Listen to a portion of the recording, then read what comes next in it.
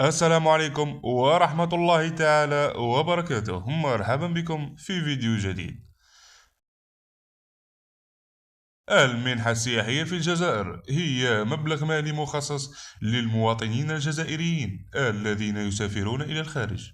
كان المبلغ محددا ب100 يورو أو ما يعادلها بالدولار الأمريكي. من شروط الحصول عليها أن يكون المسافر جزائري الجنسية، تقديم جواز السفر صالح، وتأشيرة إذا كانت مطلوبة للدولة المقصودة، تذكرة سفر دولية.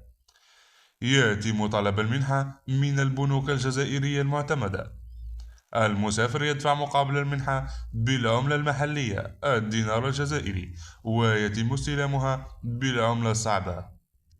فيما أعلنت الحكومة الجزائرية عن قرار زيادة قيمة المنحة السياحية المخصصة للمواطنين الراغبين في السفر إلى الخارج، لتصل إلى 750 يورو سنويا، وهو ارتفاع ملحوظ مقارنة بالمبالغ السابقة التي كانت تتراوح بين 100 و 120 يورو. هذه الخطوة تأتي ضمن حزمة من القرارات الاقتصادية والاجتماعية لتحسين الأوضاع المعيشية وتخفيف أعباء السفر.